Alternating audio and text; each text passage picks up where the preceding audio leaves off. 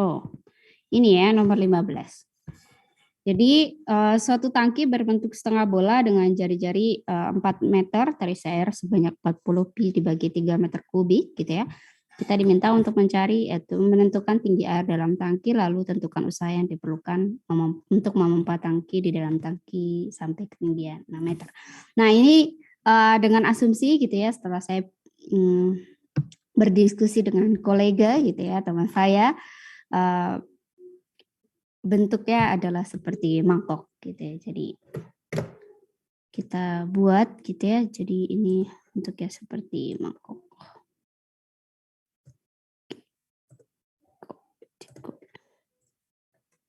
Ya, jadi kita kerjakan di yang mana kosong sebelah sini ya. Jadi kita punya sebuah tangki gitu ya berbentuk setengah bola dengan jari-jari 4 meter terisi air sebanyak 40 pi per 3 meter kubik. Jadi kita di sini gitu ya bentuk tangkinya adalah setengah bola seperti mangkok gitu ya. Tangkinya adalah seperti ini.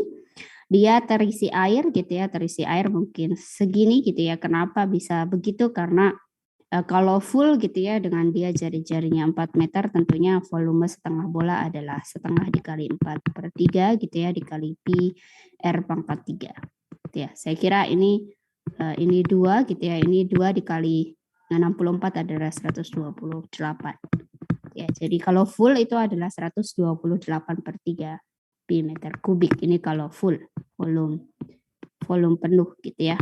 Ini volume penuh. Jadi kita punya gitu ya, di sini adalah airnya, jadi tangki hanya terisi sebagian saja. Nah, yang A kita diminta untuk mencari berapa sih ketinggian si air, gitu ya, ketinggian si air berapa? Ini ketinggian si air. Hanya berapa sih? Nah, untuk mempermudah ini gitu ya, untuk mencari volume si yang sebagian ini, si volume air ini kita sama saja gitu ya, karena kita sedang membicarakan volume benda putar gitu ya. Kita bisa saja sama saja gitu ya dengan memutar daerah yang segini. Jadi ibaratkan ini adalah lingkaran gitu ya, seperempat lingkaran dari lingkaran yang kurvanya adalah dia lingkaran dengan pusatnya 0,0 gitu ya. Lalu jari-jarinya 4 sehingga persamaan lingkarannya adalah x kuadrat ditambah y kuadrat sama dengan 4 kuadrat. Karena kita tinjau hanya yang di bawah gitu ya. Ini artinya ya sudah, kita begini dulu saja. Jadi kita ingin gitu ya, kita ingin memutar gitu ya, memutar si luas yang biru ini terhadap sumbu putarnya adalah sumbu Y. Jadi adik-adik bisa bayangkan kalau kita mutar si ini terhadap sumbu Y, maka kita akan dapatkan si volume si volume air ini. Gitu ya. Jadi kalau kita putar gitu ya, diputar terhadap sumbu Y, maka kita akan dapatkan yang di atas. Gitu. Kita akan dapatkan yang di atas. Nah, cara memutarnya ya bisa saja pakai metode kulit tabung atau pakai metode ini ya, cincin atau cakram. Jadi kalau ini 4 gitu jari-jarinya mestinya di sini adalah min 4 gitu ya. Jadi ya di sini adalah min 4. Jadi di sini ini koordinatnya adalah 4,0, di sini adalah 0,4. Nah, kalau saya menggunakan metode kalau saya pakai partisi horizontal gitu ya, maka saya akan dapatkan di sini adalah delta Y. Gitu ya. Jadi katakan di sini misalkan ini adalah titik K yang ingin kita cari gitu, sehingga kita punya tinggi airnya nanti adalah K dikurangi min 4 gitu ya. Jadi nanti kita pada akhirnya kita akan mencari K-nya berapa. Nah, kalau misalkan kita menggunakan karena partisinya adalah horizontal gitu ya, yang tak lain adalah delta Y gitu ya. Dia tegak lurus dengan sumbu putarnya gitu ya, ini sumbu putar. Maka metode yang digunakan adalah metode cakram gitu ya. Kenapa cakram? Karena semua partisinya nempel ke sumbu putarnya. Nah, karena metodenya adalah metode cakram, maka delta V-nya itu adalah pi R kuadrat gitu ya dikali dengan partisinya. Partisinya adalah delta Y. R-nya siapa? R adalah gitu ya jarak sumbu putar ke partisi yang paling jauh. Nah, ini partisi yang paling jauh adalah nempel di kurva ini gitu ya. Sehingga kurva ini karena ini di dalam Y, maka kita buat gitu ya, ini fungsi X sama dengan berapa Y. Jadi ini X sama dengan gitu ya, akar dari 4 kuadrat dikurangi Y kuadrat. Saya kira begitu karena X-nya ini positif gitu ya. Jadi ini X-nya adalah akar 4 kuadrat dikurangi Y kuadrat. Sehingga R kuadrat kita adalah akar dari 4 kuadrat dikurangi Y kuadrat dikuadratkan dikali delta Y. Kita akan dapatkan ini akan sama dengan pi 4 kuadrat dikurangi Y kuadrat dikali dengan delta Y. Sehingga V-nya gitu ya, V volume ini tentunya partisi kita yang paling bawah adalah min 4 gitu ya. Yang paling atas adalah K. Jadi partisi kita yang paling bawah bolehnya di sini, yang paling atas ya batasnya adalah K. Kita tinggal copy saja gitu ya. Yang itu akan menjadi ini. Nah, volume airnya tadi diketahui bahwa dia itu adalah 40 pi per 3. Sehingga di sini volume air gitu ya. Volume air ini adalah 40 pi per 3. Ini akan sama dengan pi gitu ya, integral dari min 4 sampai K 16 dikurangi Y kuadrat D. Karena sama-sama punya pi, kita bagi kedua ruas dengan pi gitu ya, artinya pi-nya dicoret. Kita punya ini 40 per 3, ini akan sama dengan 16Y dikurangi Y pangkat 3 dibagi 3 gitu ya. Kita evaluasi Y-nya dari min 4 sampai K. Sehingga kita punya nih 40 per 3 ini akan sama dengan 16K dikurangi dengan K pangkat 3 dibagi 3 gitu ya. Dikurangi 16 dikali min 4 gitu ya. Dikurangi min 4 pangkat 3 dibagi dengan 3. Jadi kita punya 40 per 3 sama dengan 16K dikurangi dengan K pangkat 3 dibagi 3. Ini karena negatif, ini akan menjadi positif. 16 dikali 4 adalah 64 gitu ya. Ini negatif jadi positif, tapi dikalikan lagi dengan negatif, ini akan menjadi negatif. 64 dibagi dengan 3. Nah, kalau kita kali kedua ruas dengan 3 gitu ya, mungkin supaya enak gitu ya. Ini akan menjadi 40, ini menjadi 48K dikurangi dengan K pangkat 3, ditambah 60 dikali 3 adalah 192 gitu ya, dikurangi dengan 64. Nah, ini akan menjadi gitu ya. Ini kalau kita kurang 192 gitu, kita kurangi dengan 104, ini akan menjadi 8, ini 8. Jadi ini adalah 88 gitu ya, ditambah 48K dikurangi K pangkat 3 gitu. Nah, K yang memenuhi ini sebenarnya bisa dicoba-coba saja gitu ya. Bisa dicoba gitu. Misalkan kalau ini enak gitu karena adik-adik bisa langsung nyoba ini K-nya kalau kita masukkan min 2 gitu ya. Ini akan menjadi 88 ditambah dengan 48 dikali min 2 gitu dikurangi dengan min 2 pangkat 3. Dia akan menjadi 88 dikurangi 96 gitu ya. Ditambah dengan 8, saya kira ini 0. Jadi K sama dengan min 2 adalah salah satu solusi.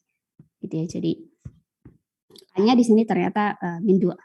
Gitu ya. Jadi kita punya K-nya adalah min 2. Nah, jadi di sini tinggi airnya jadinya berapa?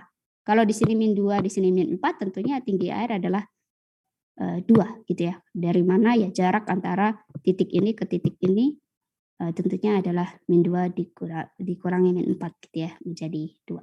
Jadi hanya gitu ya, tinggi air dalam tangki gitu ya, tangki ini adalah gitu ya, ini H, ini adalah H gitu ya, segini H itu adalah min 2 gitu ya, ini K gitu ya, K dikurangi min 4. Sehingga ini adalah min 2 ditambah 4 yang sama dengan 2. Jadi tinggi airnya kita sudah tahu. Dia adalah 2. Adalah 2. Jadi di sini adalah 2 gitu ya. Adik-adik punya di sini 2. Oke. Nah, untuk yang B gitu ya, tentukan usaha yang diperlukan untuk memompa air dalam tangki sampai ketinggian 6. Jadi ketinggian 6 ini dari dasar gitu ya, dari dasar tangki, sehingga kalau kita gambar 3D-nya 2D-nya gitu ya. 2D-nya ibaratkan ini 0,0 gitu ya. Ini adalah tangki kita, maka air kita sampai sini saja. Air kita sampai sini gitu ya, itu min 2. Lalu ini adalah min 4 gitu ya, ini ada min 2, ini 0. Kita akan memompa dia sampai ketinggian itu. Sama seperti biasa gitu ya. Untuk usaha yang diperlukan untuk memompa ini ya kita partisi saja segini. Berapa sih usaha untuk memompa air di partisi segini gitu ya. Jadi kita tinjau di partisi ini, di partisi yang Y di sini letaknya adalah Y gitu ya. Kita akan tinjau di situ usaha untuk memompa air ke ketinggian 6 itu berapa gitu ya. Jadi kita punya di sini gitu ya, delta V-nya, kita perlu delta V-nya di titik di partisi delta Y ini berapa.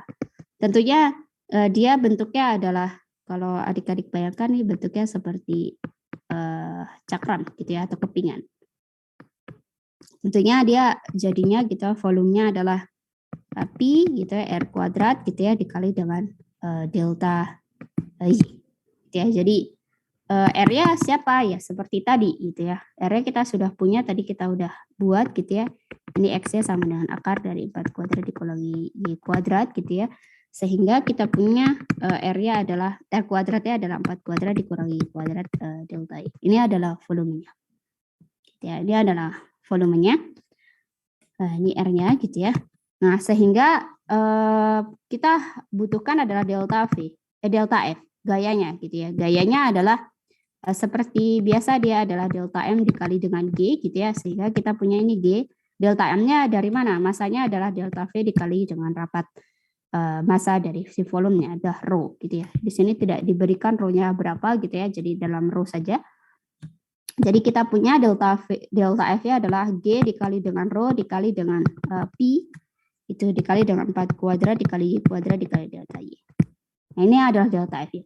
Delta W-nya gimana? Delta W adalah delta F dikali dengan seberapa jauh kita memindahkan si partisi ini. Kalau dia letaknya ada di Y gitu ya, letaknya ada di Y, maka seberapa jauh dia adalah 2 dikurangi dengan Y gitu ya.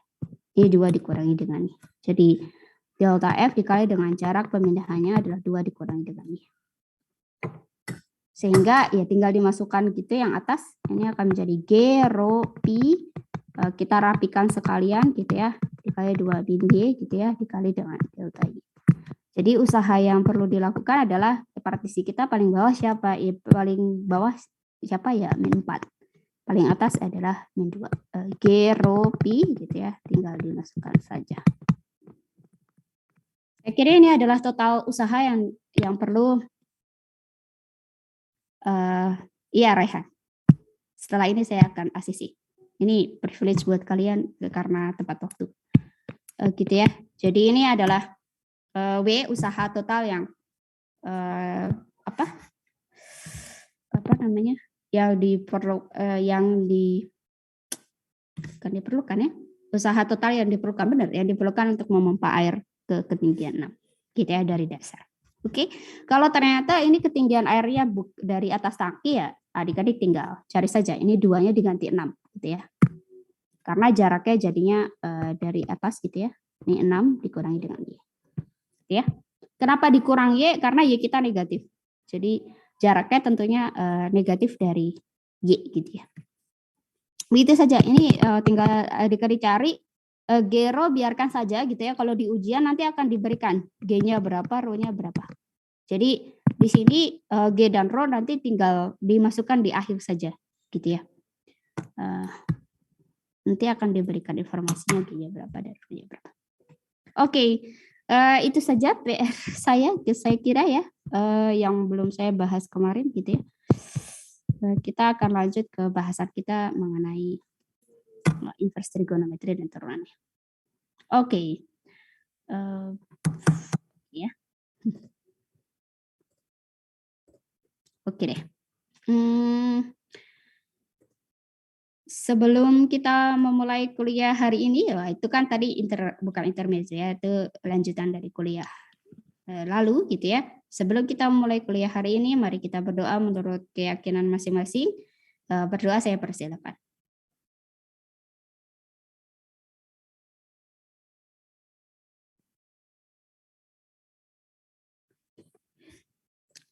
Kita akan menyaksikan video ajar Pak Bara terlebih dahulu terkait tentang inverse dan turunan fungsi trigonometri, gitu ya.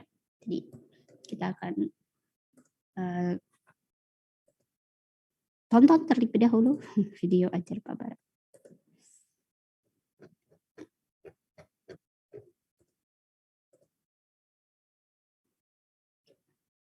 Selamat menyaksikan.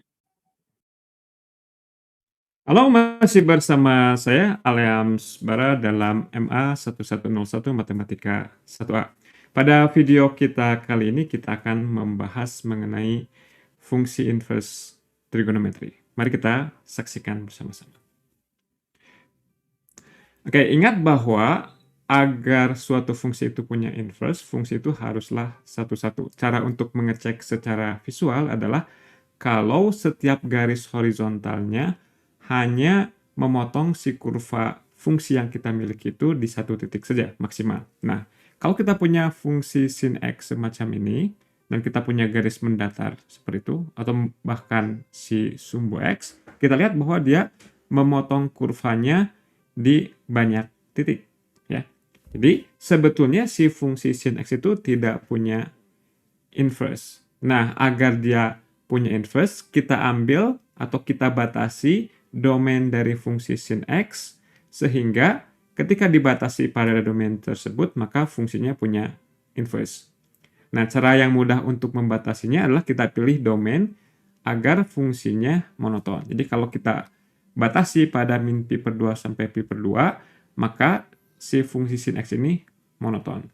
Kenapa kita pilihnya dari min pi per 2 sampai pi per 2? Yaitu pilihan yang sudah dilakukan oleh matematikawan sebelumnya. Secara teoritis, kita bisa juga memilih misalkan potongan yang monoton turun dari pi per 2 sampai 3 pi per 2 misalnya. Ya, seperti itu. Nah, kalau kita pilih domainnya dari min pi per 2 sampai pi per 2, ya, kita punya fungsi yang monoton naik pada selang tersebut. Karena monoton naik, dia akan punya inverse. Maka grafik inverse-nya bisa kita peroleh dengan cara mencerminkan si grafik ini, ya, bagian yang ini terhadap garis y sama dengan x. Kalau kita gambarkan, kita dapatkan seperti ini, kurva dari fungsi inverse-nya. Jadi berlaku hubungan, kalau x dikirimkan oleh sin ke y, maka si sin inverse melakukan hal yang sebaliknya. Sin inverse y sama dengan x. Tapi perlu ditekankan bahwa hal ini hanya berlaku untuk x-nya yang berada pada selang min pi per 2 sampai pi per 2 tadi. Oke, berikutnya kita lakukan pula dengan cara yang sama untuk cos x. Ini secara umum dia nggak punya inverse, kita pilih, kita batasi domainnya agar dia punya inverse. Kita batasi dari 0 sampai pi, di mana fungsinya monoton turun pada selang tersebut. Ya, karena monoton turun, dia punya inverse pada selang ini. Nah, si inverse-nya bisa kita gambarkan, kita cerminkan terhadap garis y sama dengan x, kita dapatkan seperti ini. Ini adalah grafik dari y sama dengan cos inverse x. Berlaku, jika y sama dengan cos x, maka x sama dengan cos inverse y. Ini hanya berlaku ketika x-nya berada pada selang di mana tadi kurva cos x-nya monoton turun. Kita melakukan pilihan ya. Kita pilih dari 0 sampai pi. Ini harusnya 0 aja, nggak usah pakai tanda minus. Ya.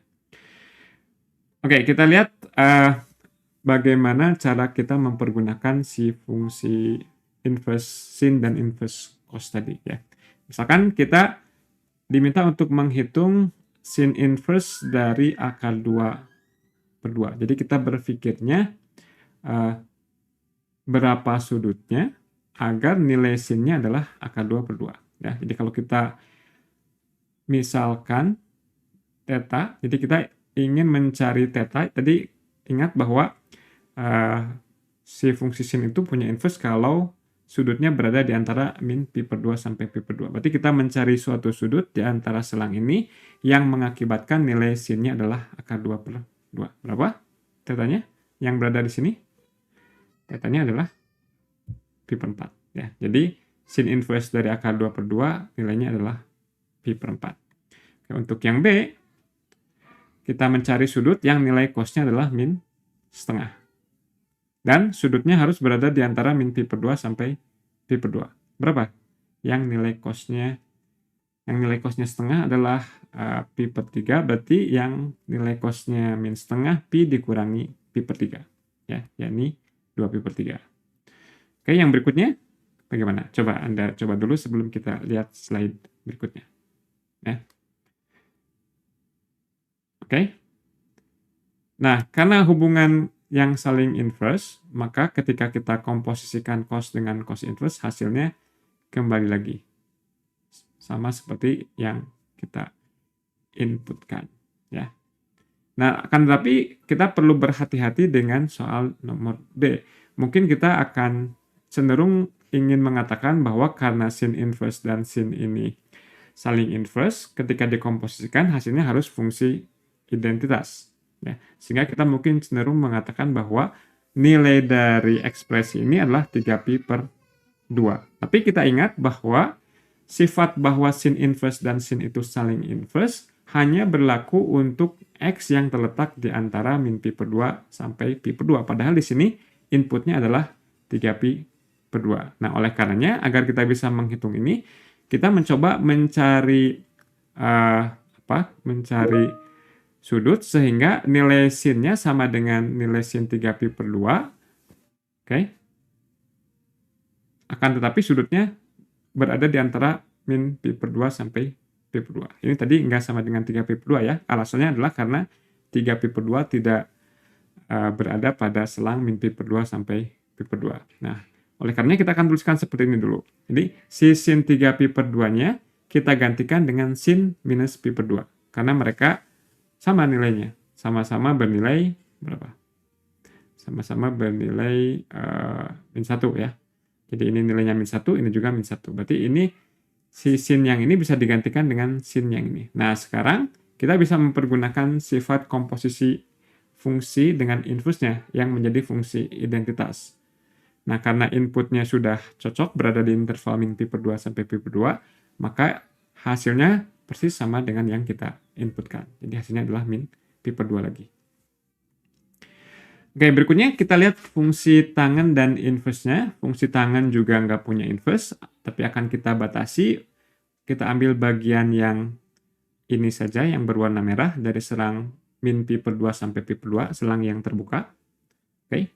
Nah, dengan pemilihan pada selang tersebut, dia punya inverse. Inverse-nya gambarnya seperti ini. Ini hasil pencerminan terhadap garis Y sama dengan X. Dan kita punya sifat seperti ini, mereka saling inverse, asalkan X-nya berada di antara min pi per 2 sampai pi per 2. Ini keliru, harusnya tidak ada tanda sama dengannya. Ya. Jadi X-nya terletak di antara min pi per 2 dan pi per 2 secara tegas. Tidak ada tanda sama dengannya di sini. Oke, berikutnya bagaimana dengan fungsi sekant? Kalau fungsi sekant digambar, bentuknya seperti ini. Nah, ini gimana cara kita memilih membatasi domainnya agar si fungsi sekant ini punya inverse. Ya. Kita pilih bagian yang ini dengan bagian yang ini. Yang ini monoton naik, yang ini juga monoton naik. Jadi kita batasi pada selang 0 sampai pi dengan X-nya tidak sama dengan pi per 2. Jadi bagian yang ini, ya, yang merah ini. Oke. Jadi bagian yang merah ini dia punya inverse, karena setiap kali garis horizontal, garis horizontal tersebut hanya memotong si kurva yang merah maksimal di satu titik. Ya. Oke. Nah, berarti ini adalah grafik dari fungsi inverse-nya, dan kita berlaku hubungan yang seperti biasa, tapi ini hanya terjadi ketika X-nya sesuai pada daerah yang kita batasi tadi, yakni 0 sampai pi, kecuali ketika X-nya sama dengan pi per 2. Nah, bagaimana kita melakukan perhitungan dengan secant inverse dan tangen inverse? Serupa juga dengan tadi ketika kita melakukan perhitungan dengan sin inverse dan cos inverse. Cuma ketika kita ingin menggunakan sifat bahwa setiap fungsi itu ketika dikomposisikan dengan inverse-nya hasilnya identitas, kita perlu sedikit hati-hati untuk melihat bahwa hal tersebut hanya berlaku pada domain yang sudah kita pilih tadi. Oke, berikutnya kita akan lihat beberapa teorema. Ini ada beberapa teorema yang sebetulnya tidak perlu dihafalkan, karena kita bisa mendapatkan ulang hasil ini dengan cukup mudah. Misalkan yang bagian pertama, untuk menghitung sin dari cos inverse X, pertama kita buat sebuah segitiga yang salah satu sudutnya adalah cos inverse X. Ya, salah satu sudutnya cos inverse X. Nah, karena ini adalah cos inverse X, berarti nilai kosinus dari sudut ini haruslah sama dengan X. Karena cos dikomposisikan dengan cos inverse, hasilnya adalah fungsi identitas. Ya. Berarti cos dari sudut ini adalah X. Dan X itu bisa kita lihat sebagai proporsi dari X berbanding 1. Kemudian cos itu adalah perbandingan dari samping dibagi dengan sisi miring. Berarti kita bisa asumsikan yang sisi sampingnya adalah X, yang sisi miringnya adalah 1. Agar menghasilkan perbandingan samping berbanding miring sama dengan X. Nah, dengan Pitagoras, sisi yang sisanya yang ini adalah akar 1 min X kuadrat. Sehingga kalau kita ingin menghitung sin dari sudut ini, ya, sin itu adalah depan per miring. Jadi sinnya adalah ini per 1, sama dengan akar 1 min X kuadrat. Jadi sisanya yang 2, 3, 4 Anda bisa mencobanya sendiri. Ya. Berikutnya kita akan melihat sifat turunan dari fungsi-fungsi inverse trigonometri yang tadi. Ya. Misalkan yang ini. Gimana cara kita mendapatkan hasil ini? Ya. Kita bisa mulai dengan memisalkan Y sama dengan sin inverse X. Kalau kita punya statement Y sama dengan sin inverse X, ini ekuivalen dengan sin Y sama dengan X. Kalau X dikirimkan oleh sin inverse ke Y, maka sin melakukan hal yang sebaliknya, mengirimkan Y ke X. Nah, sekarang ini kita perlakukan sebagai sebuah persamaan, Y-nya kita anggap sebagai fungsi dalam X, dan kita bisa turunkan secara implisit. Ruas kiri kalau kita turunkan terhadap X, hasilnya apa? Hasilnya cos Y dikali dengan turunan dari Y. Sedangkan ruas kanan kalau kita turunkan hasilnya adalah 1. Dengan demikian kalau kita isolasi si turunan Y terhadap X-nya, kita dapatkan 1 per cos Y. Nah, tapi tadi Y itu adalah sin inverse X. Berarti turunan dari sin inverse X sama dengan 1 per cos dari sin inverse X. Menurut hasil yang pada slide sebelumnya yang tadi kita buktikan, cos dari sin inverse X adalah akar 1 min X kuadrat. Sehingga kita dapatkan turunan dari sin inverse X sama dengan ini. Ya. Nah, kita juga perlu perhatikan domainnya. Ini untuk mengingatnya, cukup kita lihat bahwa ekspresi ini itu make sense atau punya domain alamiah ketika X-nya berada di antara min 1 dan 1. Ya.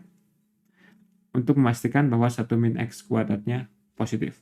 Ya.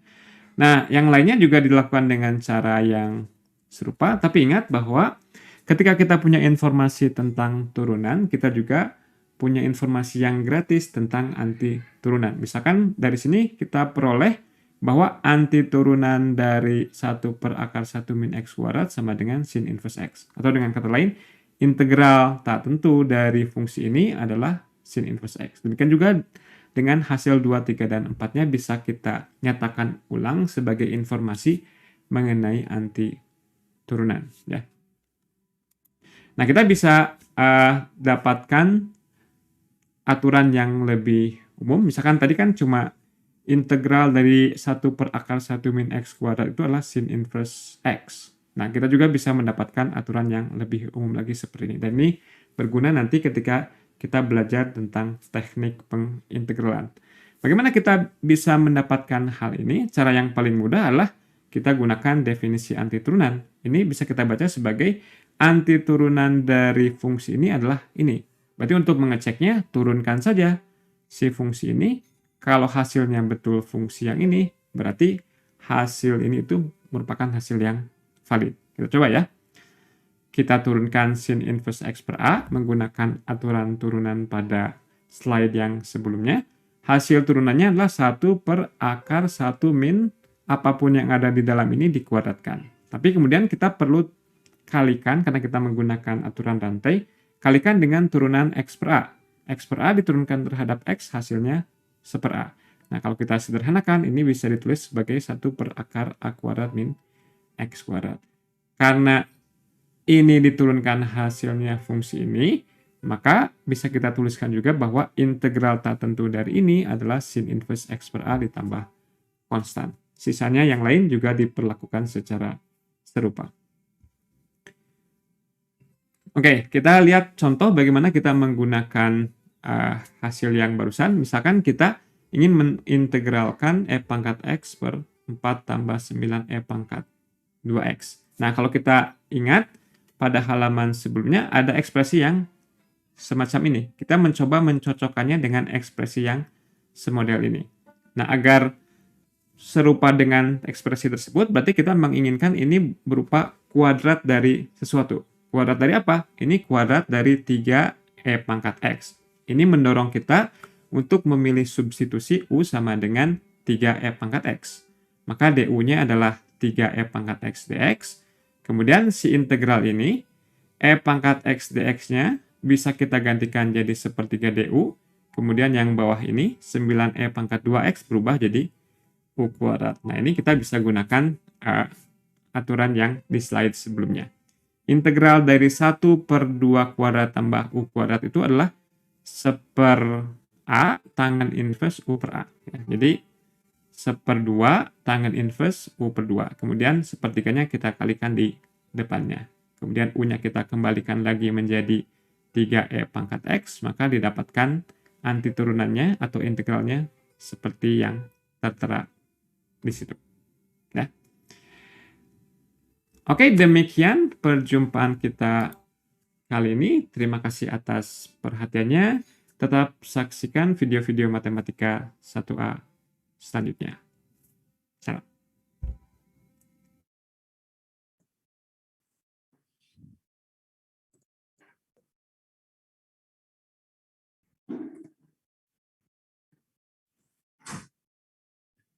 Apakah ada pertanyaan terkait video ajar yang telah kita saksikan bersama dengan Pak Bara?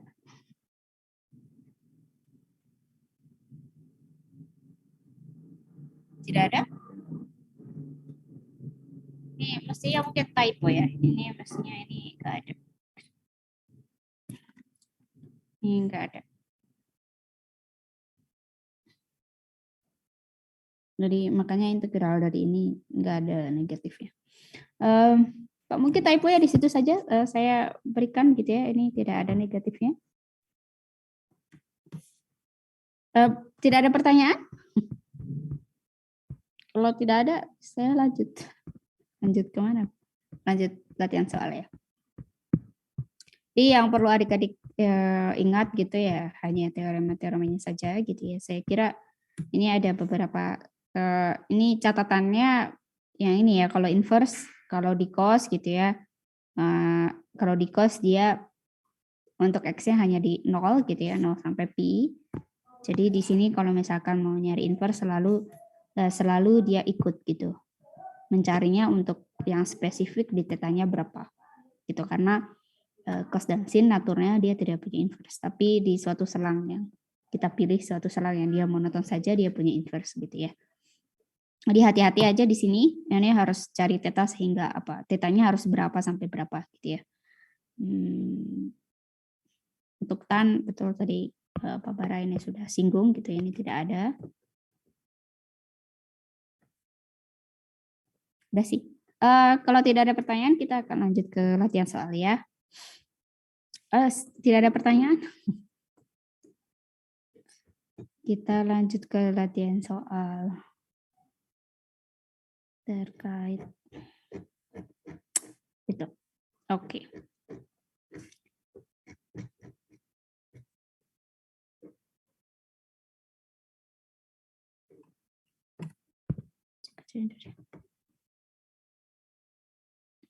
Sampai 28 mungkin. Oke lah. Sedikit dulu saja. Oke, karena tidak ada pertanyaan, nah kita jawab soal ini dulu ya.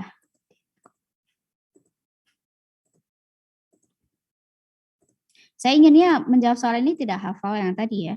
Jadi ini kita nyatakan theta dalam X gitu ya, atau yang selanjutnya nomor 25 gitu, tanpa mengingat rumus yang tadi adik-adik bisa mencari. Sebenarnya ini di kalkulator juga bisa sih kalau misalkan coba mau nyari sin inverse dari berapa gitu. Cuman ya kita berusaha untuk tidak pakai kalkulator dulu ya.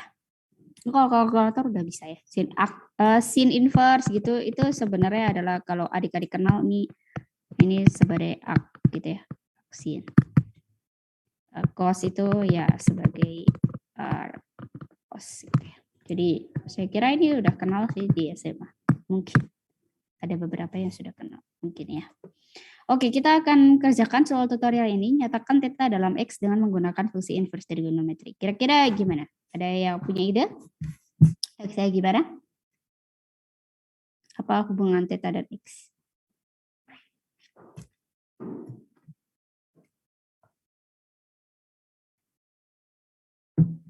Harus apa dulu ini?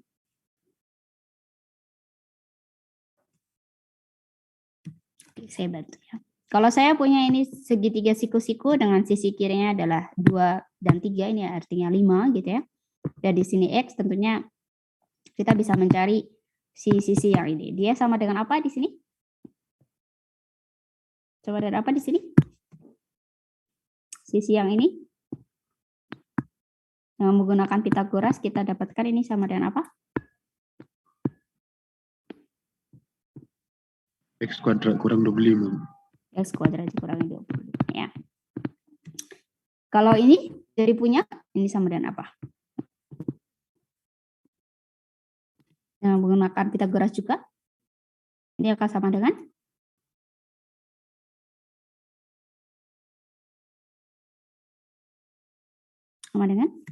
atau berguna atau tidak? Bisa jadi tidak berguna ya.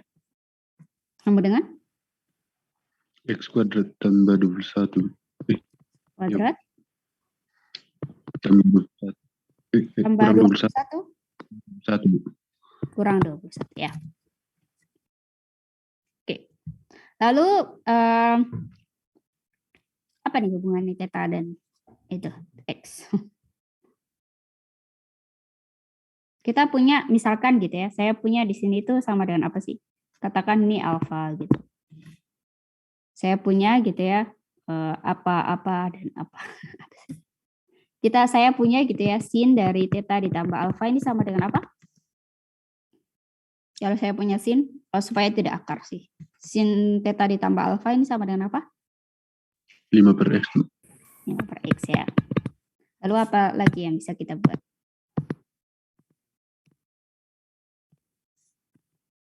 Sin theta ditambah alfa ini sama dengan apa sih?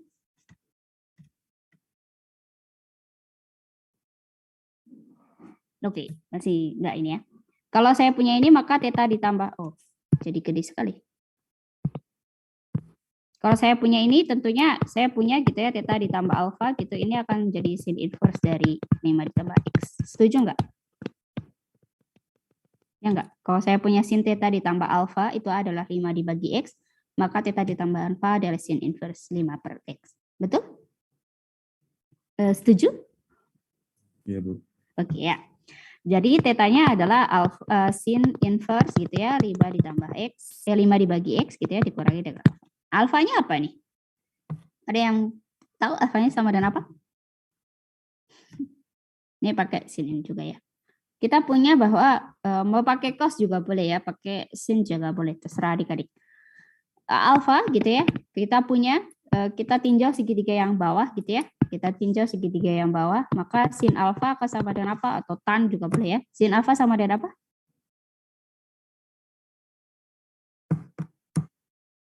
Sin alfa sama dengan apa? Per akar X kuadrat kurang 21. Ya. Maka alfanya sama dengan apa?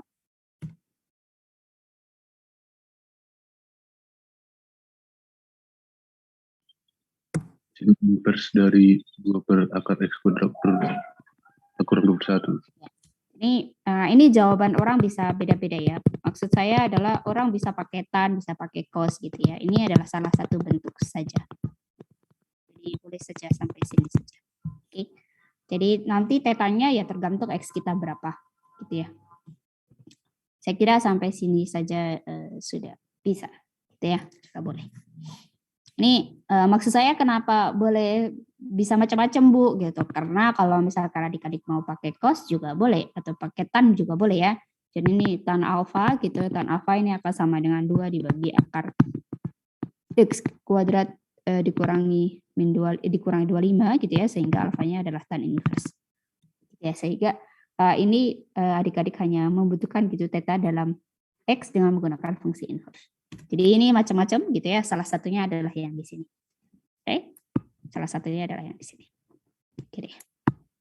Jadi bisa jadi gitu di ujian tidak diketahui gitu ya. Hanya seperti ini, tidak sudutnya berapa gitu. Jadi adik-adik dimintanya untuk derive dulu tetanya berapa sih kalau X-nya adalah 5 gitu. Jadi memang harus tahu hubungan antara theta dan X dulu. Oke, salah satunya adalah menggunakan ini. Bisa yang lainnya, ini adalah salah satu jawaban saja. Kita akan kerjakan ini, sebenarnya ini sangat mudah gitu dengan menggunakan kalkulator. Adik-adik bisa ini ya, bisa coba dengan menggunakan kalkulator, ini sangat mudah gitu. Coba aksin dari cos pi per 6 gitu ya, ini sangat mudah. Tapi kalau misalkan tidak diketahui gitu, artinya hanya dalam bentuk theta, terus kita diketahuinya hanya apa tuh namanya segitiganya gitu kan, tentu kalkulator tidak bisa menjawab itu. Misalkan gitu ya, salah satu contohnya ini, salah satu contohnya adalah misalkan saya punya gitu ya, saya diketahui cos theta-nya adalah berapa gitu, cos theta-nya misalkan 3/5 gitu ya, cos theta-nya adalah 3/5. Lalu diminta untuk mencari sin dari cos inverse theta katakan. Nah, ini berapa? Tentunya ini tidak bisa digunakan, tidak bisa menggunakan kalkulator. Sehingga adik-adik harus paham konsepnya itu seperti apa tanpa menggunakan kalkulator. Kalau misalkan di ujian hanya diketahui cos theta adalah 3/5, sin cos inverse dari theta berapa? Gitu ya. Jadi ini menggunakan rumus sudah bisa ya, menggunakan rumus bisa. Cuman saya inginnya adik-adik nggak hafal rumus yang tadi. Gitu. Ini bisa dikerjakannya seperti apa? Nah, sin inverse dari cos pi per 6 gitu ya. Kita punya bahwa cos pi per 6 itu adalah berapa? Cos pi per 6 adalah berapa? Yang cos pi per 6? Cos dari pi per 6. Pi per 6 itu artinya 30 derajat. Cos 30 derajat adalah, masih ingat cos? Tidak ingat cos? 1/2 akar 3. Sekarang ini artinya adalah adik-adik mencari theta gitu ya, cari theta di antara, nah ini catatannya harus tetanya di antara min pi per 2 gitu ya, sampai pi per 2, karena dia sin. Nah, tetanya berapa yang mengakibatkan, sudutnya berapa sih yang mengakibatkan sin kita adalah setengah akar 3. Berapa tetanya? Ini yang mengakibatkan sin theta kita adalah setengah akar 3. Tetanya berapa? Kalau supaya dia nilai sini adalah setengah akar 3. Tetanya adalah sin berapa sih yang hasilnya setengah akar 3? 60 derajat. 60 derajat itu berapa radian? Ini equal to berapa radian? Karena yang real itu, yang bilangan real yang setara dengan bilangan real itu radian. Jadi kita buat dia dalam radian. Ini berapa radian?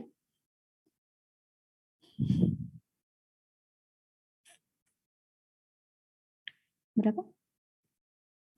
Caranya ya? Pi per 3 ya. Kalau lupa boleh pakai ini ya. 180 derajat itu setara dengan pi. Jadi 60 derajat dibagi 180. Ini setara dengan pi, jadi seperti bisa dicoret. Adalah pi per 3. Begitu ya. Ini cara mengubah theta menjadi theta yang tadinya adik-adik kenal sebagai derajat gitu ya. Terus diubah menjadi radian. Radian itu real. Gitu ya. Jadi ini adik-adik bisa coba di kalkulator, hasilnya akan sama ya. Tapi mungkin dalam bentuk koma. Mungkin jadinya 1, something lah. Bolehlah dicoba sekarang. Ya. Bagaimana dengan yang B gitu ya? Ini 2 sin inverse dari min setengah akar 3. Ini artinya adik-adik cari gitu ya, sin berapa sih yang hasilnya gitu ya. Pertama cari gitu ya, theta di antara, tetanya saya tulis seperti ini saja, di antara min pi per 2 sampai pi per 2, sehingga gitu ya, sehingga nilai sin dari theta-nya adalah min setengah akar 3. Berapa? Yang atas sudah sin tetanya adalah setengah akar 3. Kalau ini teta sehingga min setengah akar 3, berarti tetanya berapa? Ini mengakibatkan teta kita sama dengan berapa? Sin itu adalah fungsi ganjil. Jadi yang hasilnya negatif dia akan sama dengan berapa?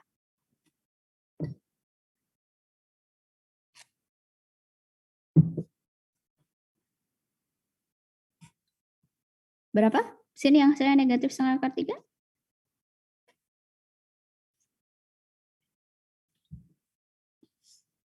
Oke, saya kasih ya. Sin min teta itu akan sama dengan min sin teta.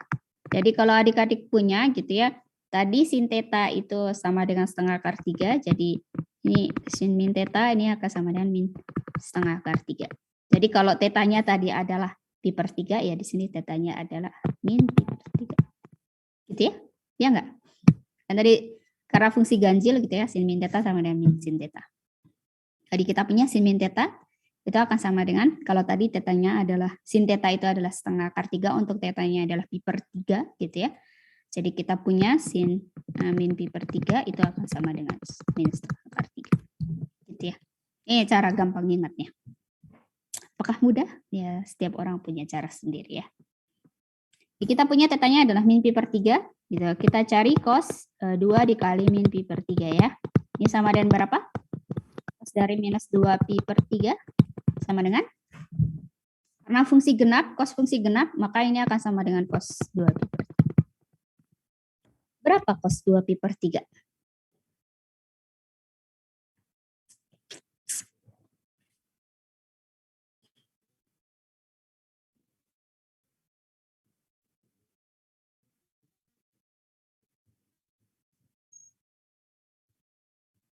Min 1/2 bukan, Bu? Min 1/2. Ini sama saja cos berapa ini?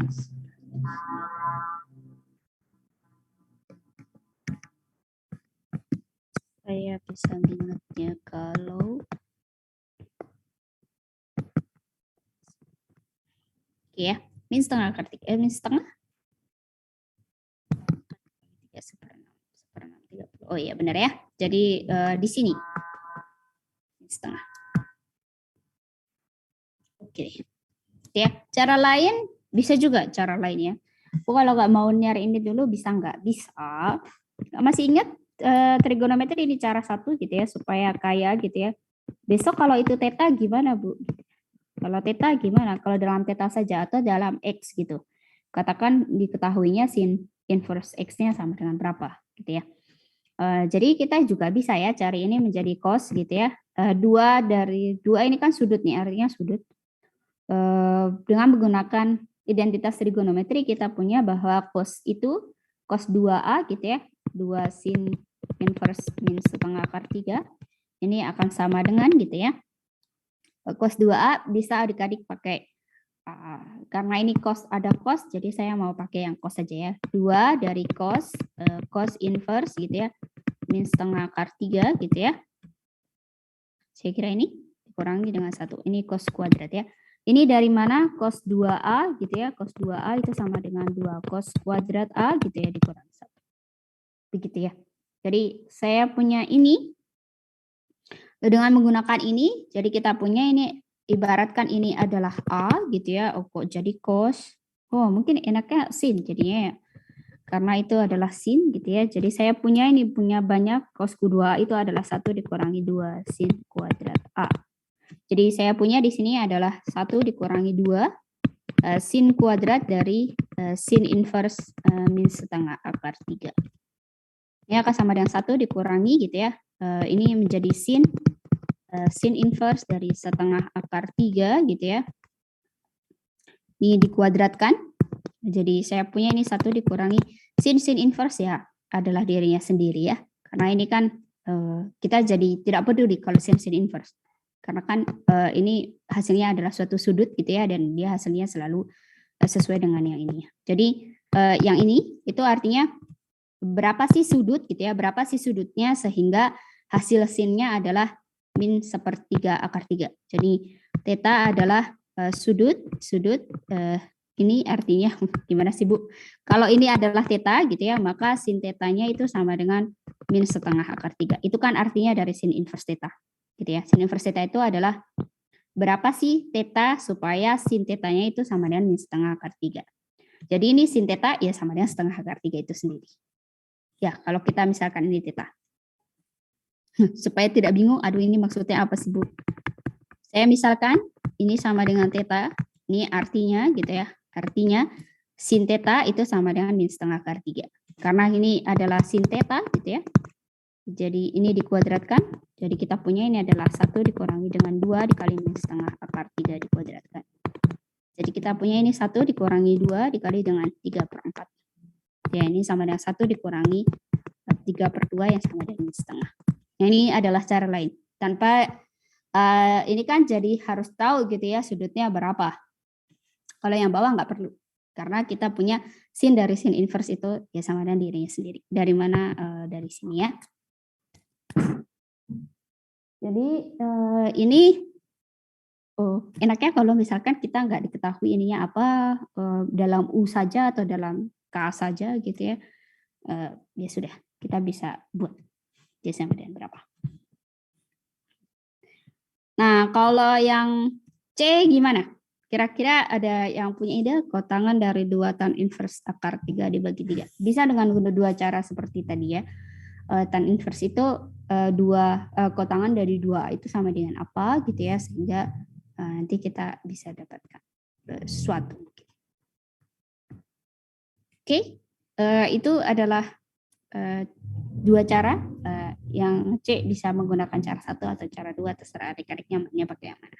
Jadi cari dulu sudut di antara min pi/2 sampai pi/2 yang hasilnya adalah 1/3 akar 3, yaitu dia adalah sudutnya berapa sudutnya? Yang hasilnya 1/3 akar 3. Tentunya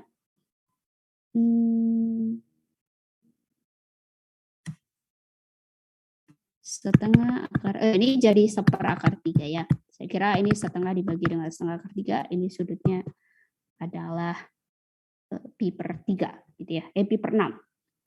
Jadi nanti tinggal kotangan dari pi/3. Oke. Jadi ini adik-adik bisa sendiri ya yang C. Kenapa nggak dikerjakan sekalian gitu.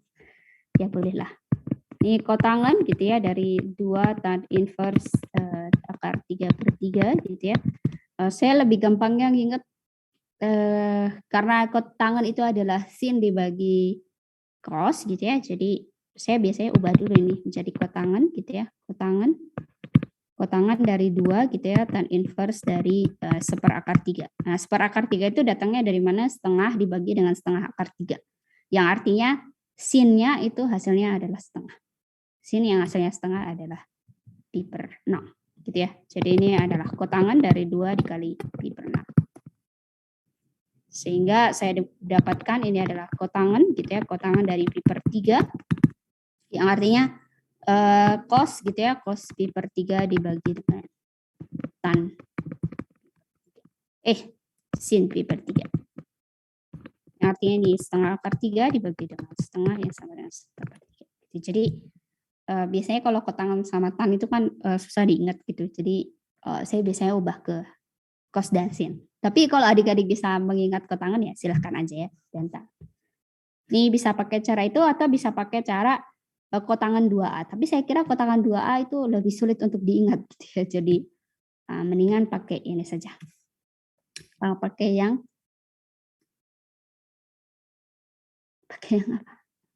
yang biasa saja, cara 1. Nah, untuk yang D gede gitu ya. Sin cos oke. Jadi itu pakai apa gitu ya? Sin dari cos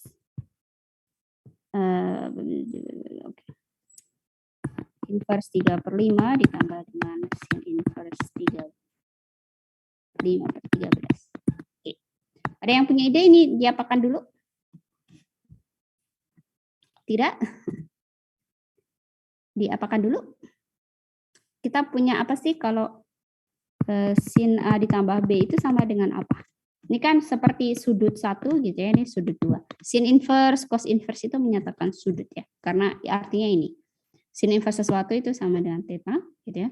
Artinya theta itu adalah sudut di mana hasil dari sin-nya gitu ya, dia sama dengan si yang di dalamnya. Oke, punya apa sin A ditambah B? Masih ingat? Lupa? Tidak ingat?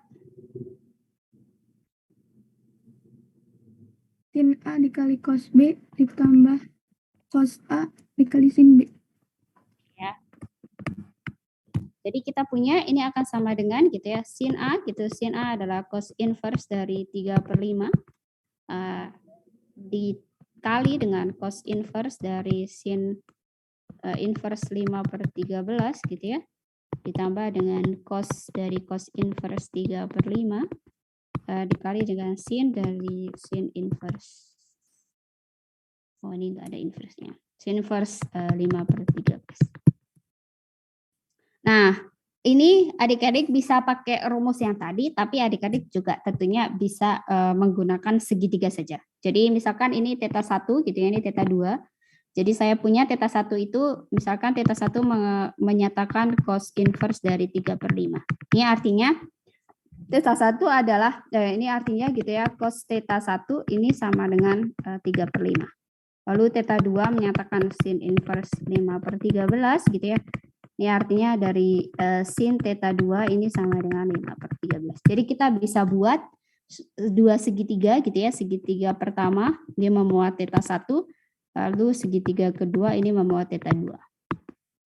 Nah, karena theta 1 gitu ya, karena cos theta 1 itu adalah 3/5 dan cos itu adalah samping dibagi miring, maka cos theta 1 itu sampingnya adalah 3, miringnya adalah 5. Supaya hasil dari cos theta 1 adalah 3/5. Gitu ya.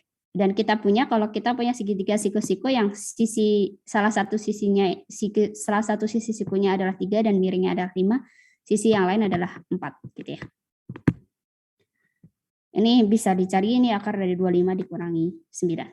Yang theta 2 juga begitu. Saya punya theta 2 di sini dan hasil sin theta 2 itu adalah 5/13. Jadi kita bisa buat depannya 5, miringnya adalah 13. Sampingnya tentunya ini akan sama dengan 12 gitu ya. Ini bisa dicari ya. Ini segitiga yang cantik gitu ya. Jadi sering sekali dipakai. Nah, ini gunanya untuk apa? Di sini gitu ya. Sin dari cos inverse 3/5 gitu, artinya ini theta 1 gitu ya, sin dari theta 1 dikali dengan cos theta 2 ditambah dengan cos dari theta 1 ditambah dengan cos theta 2.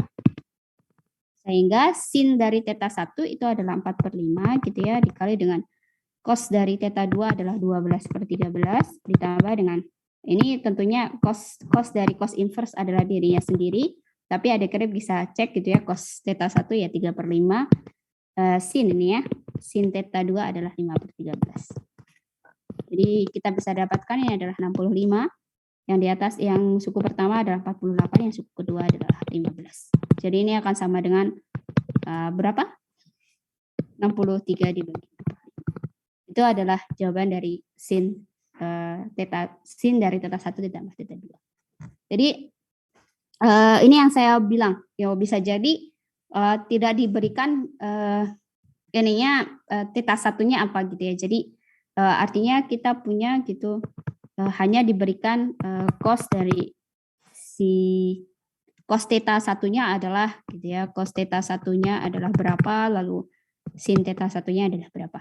Gitu ya. Jadi diketahuinya malah ini, nanti adik-adik diminta untuk mencari sin theta 1 ditambah theta 2. Gitu ya. Jadi itu menggunakan inverse dan harus digambar dulu segitiganya seperti apa. Gitu saja sih.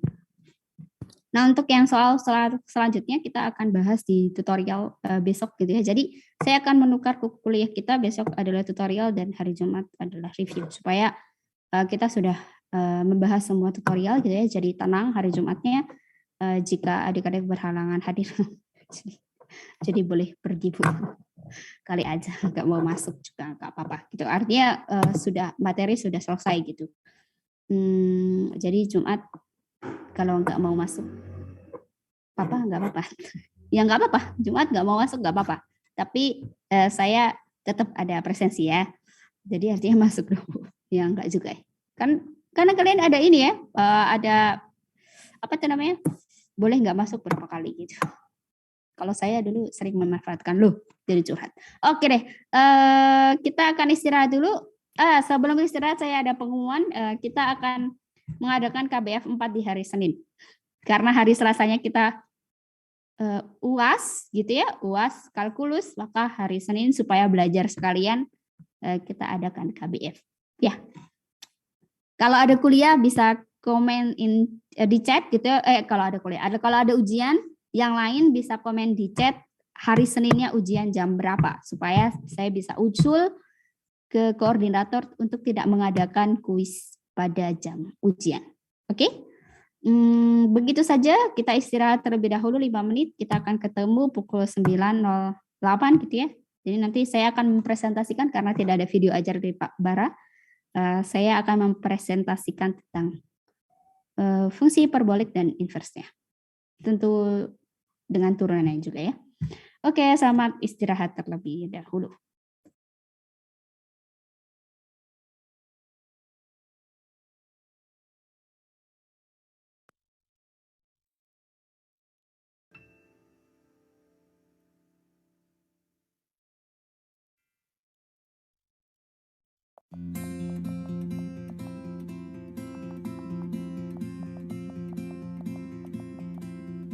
Sandarkan lelahmu dan ceritakan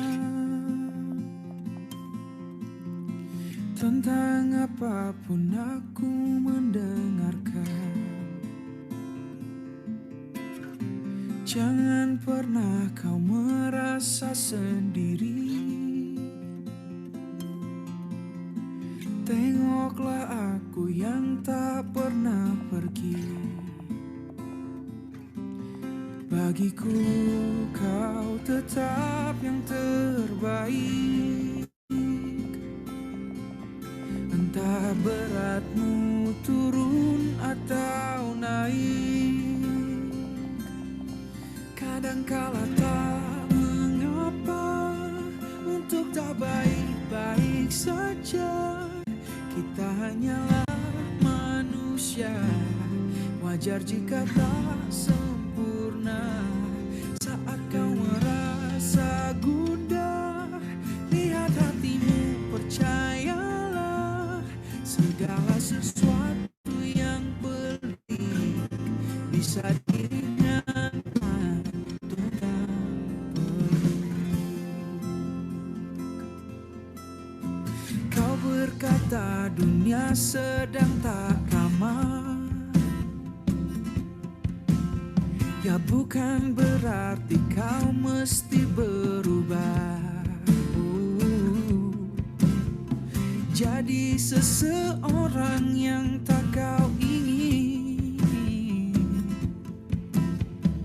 yang menatapmu asing dari cermin. Bagiku kau tetap yang terbaik. Entah beratmu turun atau naik. Kadangkala tak mengapa untuk tak baik-baik saja. Kita hanyalah manusia. Wajar jika tak sempurna. Saat kau merasa gundah, lihat hatimu, percayalah. Segala sesuatu yang pelik bisa diringankan dengan peluk.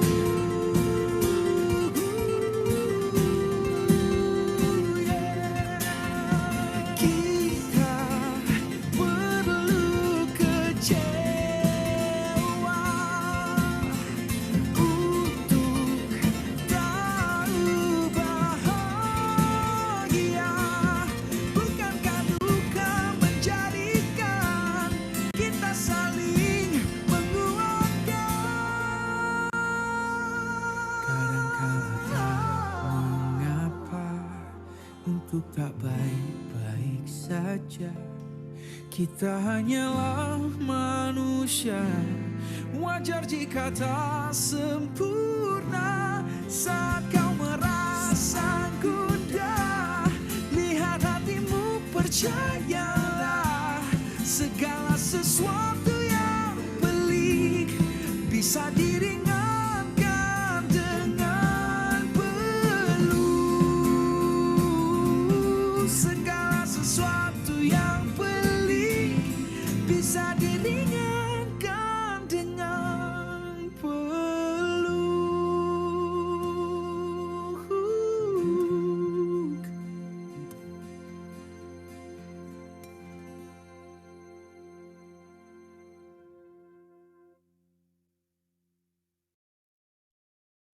Hampir menginjak 3 tahun, hati ini tak kunjung ada yang bermuara.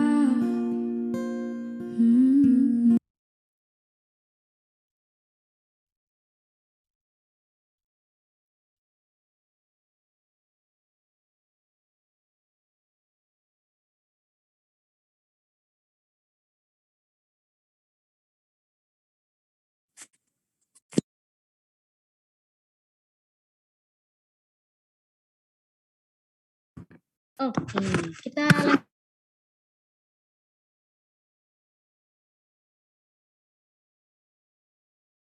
ini penutup materi penutup kita adalah fungsi hiperbolik dan inverse dan turunannya. Oke, saya akan share.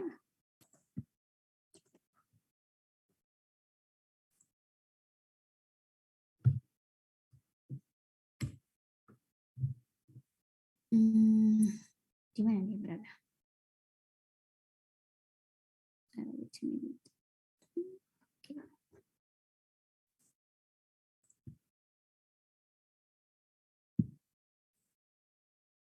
Oh, kameranya mati. Oke ya. Nah, kita akan sayanya gelap. Gelap gulita. Dia berada di sini. Oke, kita akan bahas gitu ya tentang fungsi hiperbolik dan inverse-nya. Jadi adik-adik boleh dengarkan dulu sebentar. Maksudnya adalah apa sih Bu? Atuh. Ini bisa annotate tidak? Tidak tahu lah. Annotate hilang. Nah, ini fungsi hiperbolik dan inverse-nya. Jadi di materi terakhir kita di semester ini gitu ya.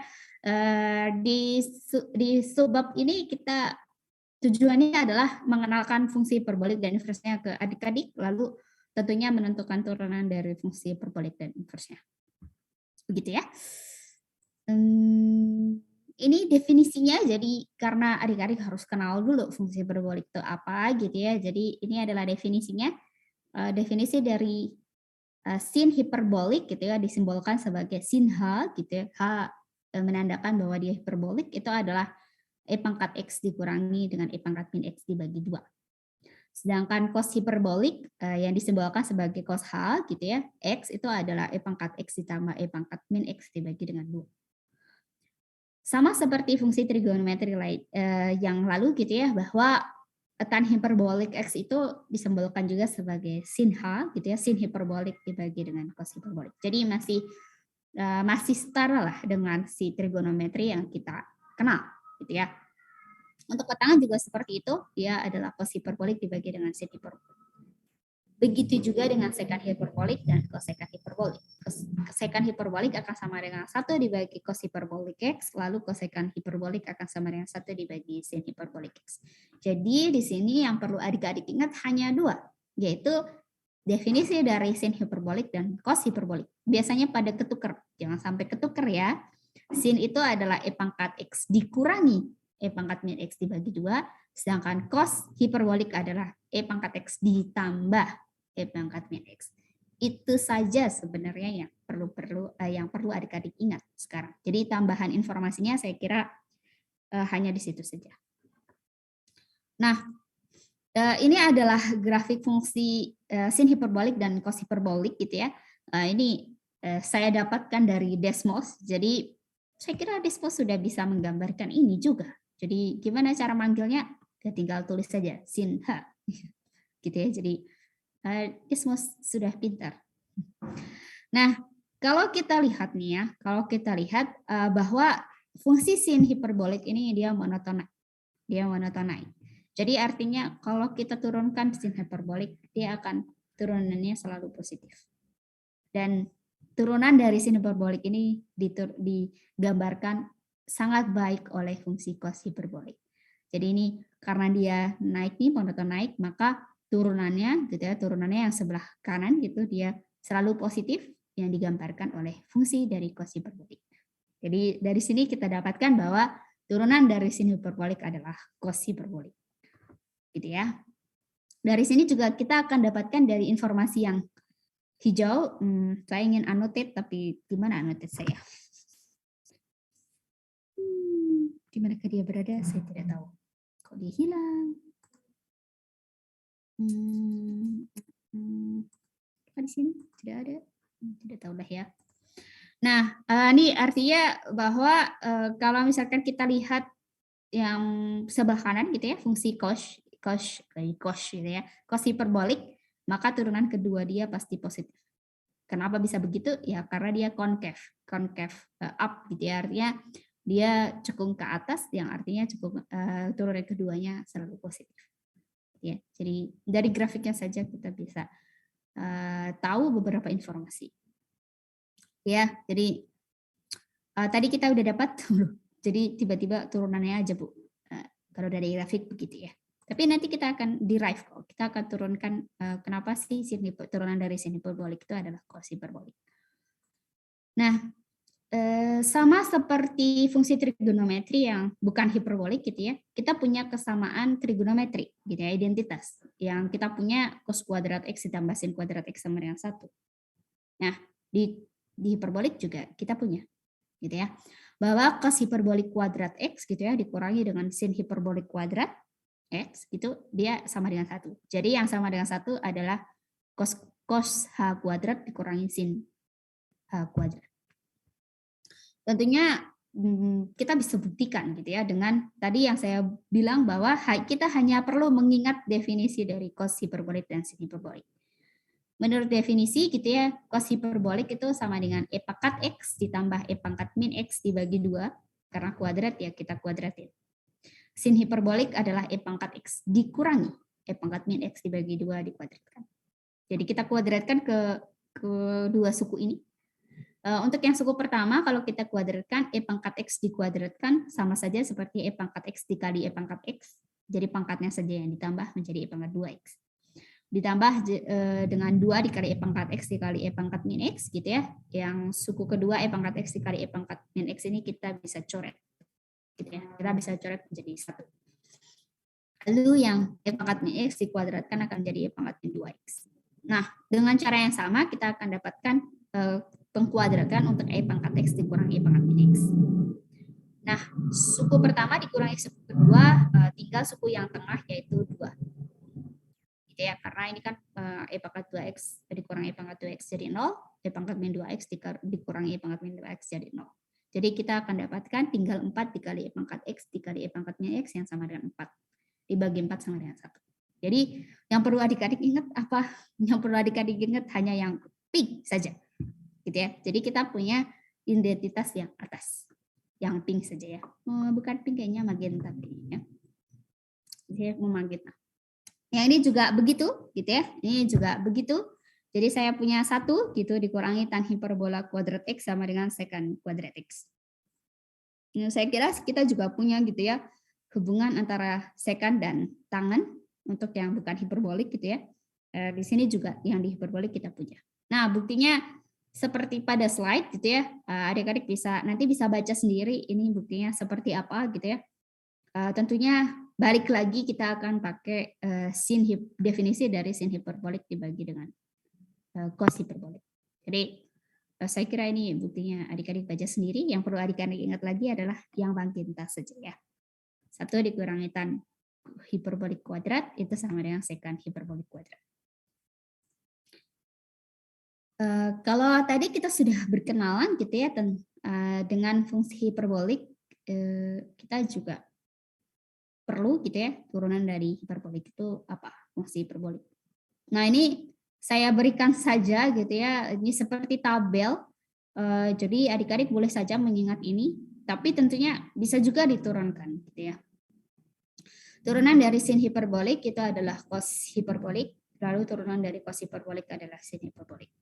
Jadi tidak seperti cos dan sin yang kita punya yang tidak hiperbolik gitu ya, bahwa turunan cos adalah min sin, kalau di sini sama ya. Ini bisa diperiksa sendiri gitu, apakah benar atau tidak. Untuk yang tangan tentunya menggunakan U dibagi V gitu ya, tangan hiperbolik dia akan sama dengan sekan kuadrat. Nah, ini masih sama. Kotangan adalah minus kosekan hiperbolik kuadrat, lalu turunan dari sekan adalah minus. Nah, di sini bedanya ada minusnya ya. Minus sekan X ditambahkan tangan hiperbolik X, turunan dari kosekan hiperbolik X adalah minus kosekan X ditambah kotangan X. Nah, saya bisa sih begini saja kali. Nah, minus kosekan X dikali kotangan X. Oke. Nah, ini adalah contoh cara penggunaan yang tadi gitu ya. Nah, tentukan turunan dari tan hiperbolik dari sin X, ini menggunakan aturan rantai. Turunan dari tan hiperbolik adalah sekan kuadrat hiperbolik gitu ya. Sekan hiperbolik kuadrat, sekan kuadrat hiperbolik, sekan hiperbolik kuadrat dikali sin X, dikali turunan dari si dalamnya, turunan dari sin X. Yang tak lain adalah cos X. Jadi kita punya turunan dari tan hiperbolik dari sin X itu adalah cos X dikali dengan sekan hiperbolik kuadrat sin X. Bagaimana dengan integral? Nah, tentunya integral dari tan hiperbolik X gitu ya, dan kita punya definisi dari tan hiperbolik X itu sendiri adalah sin hiperbolik dibagi dengan cos hiperbolik. Nah, seperti biasa kita akan gunakan metode substitusi gitu ya. Karena ini yang atas adalah turunan yang bawah gitu ya. Jadi secara intuisi ini hasilnya pasti ln.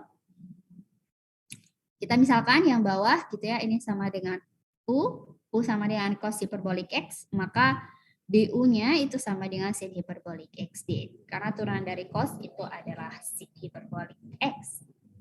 Sehingga kita dapat menulis ulang gitu ya, kita ganti sin hiperbolik dan cos hiperbolik dalam bentuk U. Jadi integral tan hiperbolik X yang sama dengan sin hiperbolik X dibagi cos hiperbolik X dx. Kita ganti gitu ya, cos hiperbolik X menjadi U, lalu kita ganti sin hiperbolik X dikali dx menjadi du.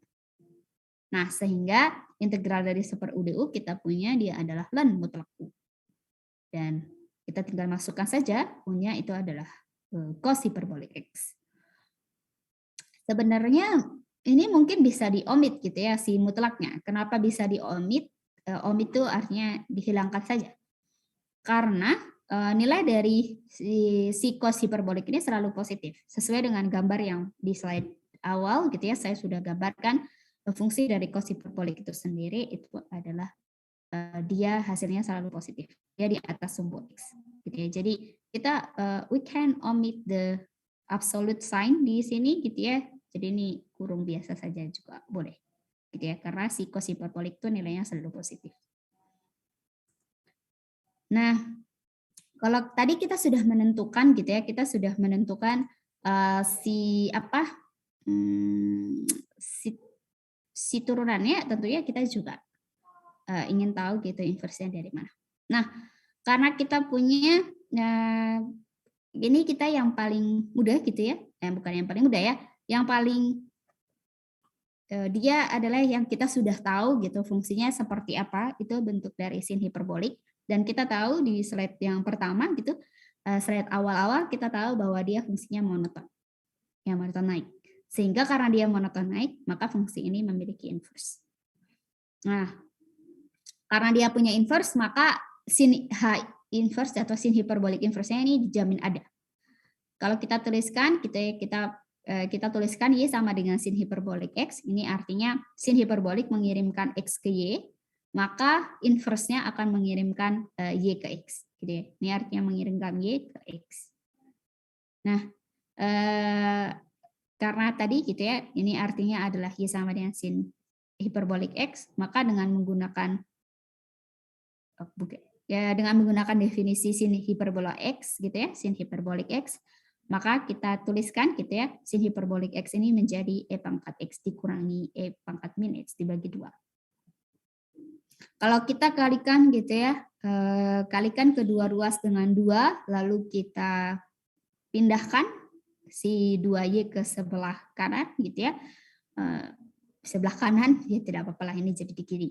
Ini akan menjadi E pangkat X dikurangi 2Y dikurangi E pangkat min X sama dengan 0. Nah, kalau kita kalikan kedua ruas ini dengan E pangkat X gitu ya, karena E pangkat X kan nggak pernah 0, jadi nggak masalah.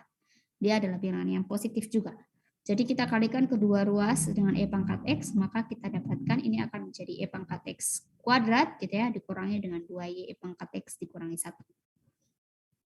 Sehingga gitu ya, kita bisa menganggap bahwa E pangkat X itu jadi suatu variabel aja gitu, K atau apa. Dengan menggunakan rumus ABC gitu ya, atau kuadrat sempurna, kita akan mendapatkan bahwa E pangkat X itu akan sama dengan min B gitu ya, 2Y ditambah, kenapa tambah bukan plus minus gitu ya, nanti ada penjelasannya. Tapi sebenarnya awalnya ini plus minus dulu ya, plus minus akar dari B kuadrat yaitu 4Y gitu, 4Y kuadrat dikurangi atau ditambah 4 aja, ditambah 4 dibagi dengan 2A dibagi 2, makanya akan didapatkan ini akan menjadi Y plus minus akar dari Y kuadrat ditambah 1. Tapi kita ingat bahwa nilai dari E pangkat X itu selalu positif. Nah, kalau kita buat ini jadi Y dikurangi, sedangkan yang di dalam ini adalah Y kuadrat ditambah 1. Nanti hasilnya pasti lebih besaran yang akar Y kuadrat ditambah 1 daripada yang Y. Sehingga kita pilihnya yang positif saja. Nah, karena E pangkat X sama dengan ini, tentunya nanti X-nya akan sama dengan ln dari Y ditambah akar Y kuadrat ditambah 1. Jadi kita punya bentuk dari sin hiperbola inverse X gitu ya. Jadi ini adalah rangkumannya gitu ya. Dengan cara yang sama seperti tadi, kita akan dapatkan bahwa sin hiperbola inverse dari sin hiperbola X itu adalah ln dari X ditambah akar X kuadrat ditambah 1. Untuk yang cos hiperbola gimana? Sama seperti kita perlakukan ini sama seperti fungsi trigonometri gitu ya. Kalau adik-adik masih ingat di slide ketiga mungkin ya, ketiga kita gambarkan fungsi cos hiperbolik, dia itu tidak monoton naik atau monoton turun saja. Jadi dia seperti concave up gitu ya, concave up, dan kita pilih untuk yang X-nya lebih besar dari 0. Jadi kita pilih untuk X-nya lebih besar sama dengan 0 gitu ya, sehingga gitu ya si range-nya itu tetap di X yang lebih besar sama dengan 1. Kalau lupa ya saya balik lagi aja supaya tidak lupa. Nah, karena bentuk dari cos hiperbolik seperti ini, dan tentunya ini tidak punya inverse ya, kalau misalkan kita buat domainnya itu dari min tak hingga sampai tak hingga. Tapi kalau kita pilih gitu ya, domainnya itu dari lebih besar sama dengan 0 sampai tak hingga, tentunya ini fungsi yang monoton naik. Kayak yang sebelah kanan saja ini, fungsi monoton naik, sehingga dia punya inverse. Gitu ya. Jadi kita pilih seperti tadi trigonometri gitu ya, kita pilih saja X yang lebih besar sama dengan 0. Nah, sehingga untuk X lebih besar sama dengan 0, kita dapatkan fungsi inverse-nya seperti ini. Jadi sama ya dengan sin, tapi dia hanya berlaku untuk X yang lebih besar sama dengan 1. Catatannya hanya di sini. Untuk tan hiperbola juga begitu, secant juga begitu. Ya, saya kira yang mempengaruhi hanya X-nya ada di mana saja. Gitu ya. Ini harus diingat untuk X-nya berlakunya di mana. Nah, karena kita punya inverse-nya tentunya nanti kita punya anti turunannya. Mungkin integral dari ini tentunya akan sama dengan turunan dari inverse kita juga perlu cari ya. Bisa saja dengan langsung menurunkan yang sebelah kanan gitu ya. Turunan dari sin hiperbola inverse X itu ya tinggal menurunkan si yang ruas sebelah kanannya. Jadi turunannya bisa tadi langsung menggunakan turunan dari ln, kita akan dapatkan ini. Jadi adik-adik hanya perlu ingat ini saja ya. Buktinya bisa dengan dua cara gitu ya. misalkan kita tinjau untuk yang sin hiperbolik inverse X gitu ya, tadi hasilnya adalah 1 dibagi akar X kuadrat ditambah 1. Itu dari mana? Caranya masih sama seperti yang di trigonometri gitu ya, karena Y, karena sin hiperbolik inverse itu mengirimkan X ke Y, maka sin hiperbolik itu mengirimkan Y ke X gitu ya. Jadi artinya Y sama dengan sin inverse X itu sama artinya dengan X-nya sama dengan sin hiperbolik Y. Kita turunkan kedua ruas, ini menjadi turunan implisit gitu ya. Yang sebelah kiri, ruas kiri akan menjadi 1, yang ruas kanan adalah turunan dari sin hiperbolik Y. Dan kita punya turunan dari sin hiperbolik Y adalah cos hiperbolik Y, dikali dengan turunan Y. Nah, kita biarkan saja karena kita inginkan si dxy gitu ya, sehingga dxy ini sama dengan 1 dibagi cos hiperbolik Y. Dengan menggunakan identitas dari fungsi hiperbolik gitu ya, kita dapatkan hubungan antara cos hiperbolik dan sin hiperbolik gitu ya. Cos hiperbolik Y tentunya akan sama dengan akar dari 1 ditambah sin hiperbolik kuadrat Y. Dan kita misalkan gitu ya, sin hiperbolik kuadrat Y ini adalah X. Jadi ini adalah sama dengan 1 dibagi 1 ditambah X kuadrat. Atau bisa dituliskan seperti ini. Itu adalah cara 1. Cara 2-nya tinggal turunkan saja yang ruas kanannya. Karena kita punya definisi yang ini gitu ya. Jadi kita tinggal turunkan ini. Kita turunkan sebelah kanan gitu ya, dengan turunan ln dari fx adalah f aksen x dibagi dengan fx. Ini sama dengan ini. Jadi adik-adik hanya perlu mengingat tabel-tabel ini yang sudah saya siapkan untuk adik-adik gitu ya. Nanti saya sudah share di Edunext. Silakan download atau baca juga boleh dari situ. Nah, ini adalah contoh lain gitu ya. Kita diminta untuk mencari turunan dari sin hiperbolik inverse X plus 1. Tadi turunan dari sin hiperbolik inverse adalah 1 dibagi X kuadrat ditambah 1. Kalau ini ya X plus 1 ya tinggal X-nya kita ganti dengan X plus 1 kuadrat. Dikali dengan turunan yang di dalamnya yaitu X plus 1, turunannya adalah 1. Nah, begitu saja. Nah, cukup singkat sih untuk yang hiperbolik ini karena hanya mengenalkan ke adik-adik fungsi hiperbolik seperti apa, gitu ya. Jadi saya kira cuma begitu presentasi saya. Kalau ada pertanyaan boleh ditanyakan ya. Tanyanya di mana? Ada yang mau nanya? Bu. Ya. Yang bertanya Bu tentang KBF, materinya sampai hiperbolik atau gimana Bu? Oh, kalau untuk KBF materinya saya belum tahu sih. Karena belum ada pembagian, biasanya koordinator akan membagi, saya ngerjain apa gitu ya. Belum ada. Oke Bu. Nanti saya akan kabari secepatnya kalau sudah ada ya. Karena ada yang ujian jam 9 sampai 11 mungkin nggak akan KBF di jam itu, mungkin sore kali ya. Karena kelas lain juga ada yang ujian jam 7 sampai jam 9. Jadi jam 7 sampai jam 11 sudah tidak mungkin akan ada KBF di situ. Kenapa kita ngotot hari Senin gitu ya? Kenapa nggak hari Sabtu aja? Hari Minggu, aduh kalau hari Minggu kasihan juga kali ya. Kalau hari Sabtu ada UTS kimia yang saya kira itu lebih berat. Enggak sih? Enggak tahu. Setiap orang kan beda-beda ya. Kalau saya sih berat banget kalau kimia. Karena saya nggak bisa. Nah, begitu. Ada yang mau ditanyakan lagi terkait KBF? Tidak ada? Tidak ada ya tidak apa-apa.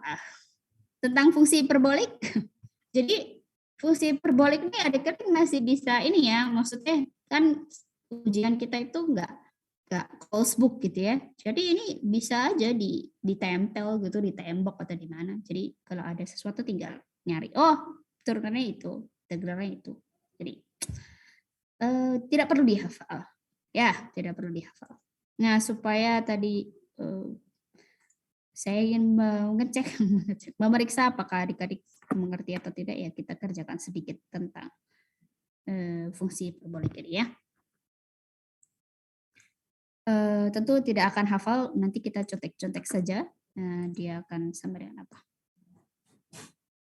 Kenapa enggak tiang 30? Adik-adik kerjain sendiri aja 30 ya, karena itu pembuktian.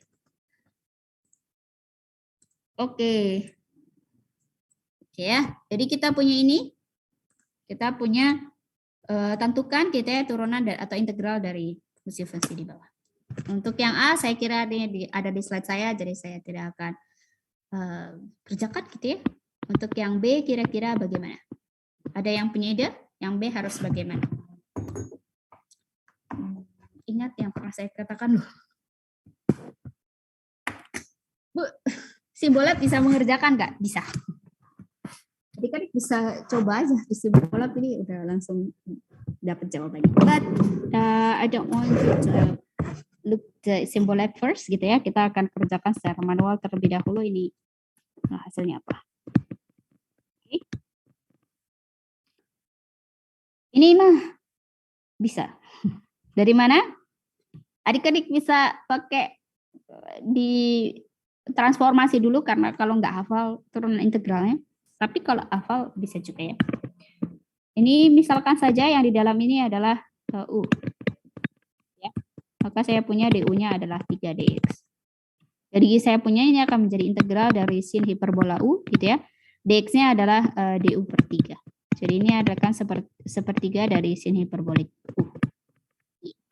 Kita punya bahwa turunan dari kalau hiperbolik saya bikin tangganya saja.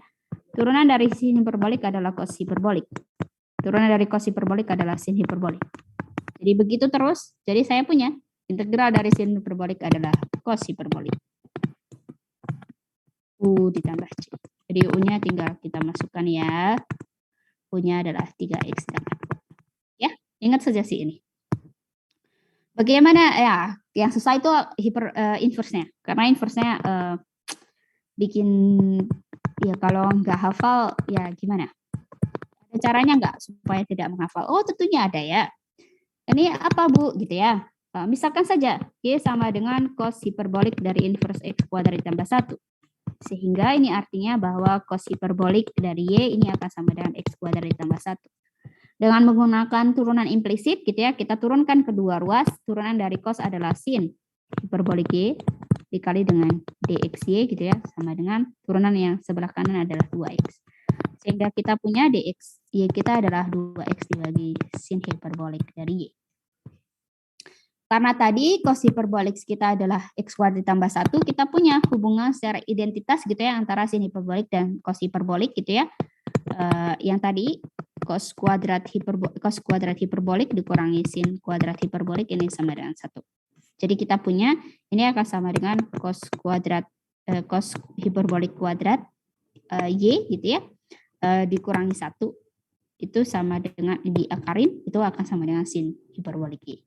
Jadi saya punya ini 2x dibagi dengan cos kuadrat y itu yang sama dengan ini gitu ya. Kalau dikuadratin ya tinggal x kuadrat ditambah 1 dikuadratkan dikurangi 1. Cara lain tinggal lihat aja. Turunan dari cos hiperbolik itu apa gitu ya. Turunan dari cos hiperbolik ya sama dengan ini apa inverse. Turunan dari cos hiperbolik itu adalah cos hiperbolik inverse ya. Turunan dari cos hiperbolik adalah 1 dibagi akar x kuadrat min 1. Ya tinggal ya berarti tinggal dimasukin aja 1 dibagi akar x kuadrat ditambah 1 dikuadratkan dikurangi 1 dikali turunan dari x kuadrat ditambah 1 yaitu 2x. Oke, jadi tanpa menghafal itu kita masih bisa mengerjakan tentunya ya dengan menggunakan implisit. Oke ya. Untuk yang D ini 2 ini terakhir sebelum kita berakhir kuliah hari ini. Untuk tan bagaimana Bu? Oh tan kita juga sudah turunkan tadi di slide ya. Caranya adalah boleh cari dulu anti turunan dari tan hiperbolik 2x ini dx ini kita bisa ubah gitu menjadi sin hiperbolik 2x dibagi dengan cos hiperbolik 2x dx. Nah, kalau kita misal gitu ya, U-nya adalah cos hiperbolik 2x gitu ya, du-nya adalah sin hiperbolik 2x dikali dengan 2 dx. 2-nya dari mana? Turunan dari 2x. Jadi kita punya sin hiperbolik 2x ini adalah setengah dari dx gitu ya, setengah dari du. Sehingga ini akan menjadi setengah du itu dibagi dengan u. Jadi ini integral dari 1/u du. Integral dari 1/u ya ln u. Setengah dari ln mutlak u ditambah c. U-nya tinggal kita masukkan saja. U-nya adalah cos hiperbolik 2x.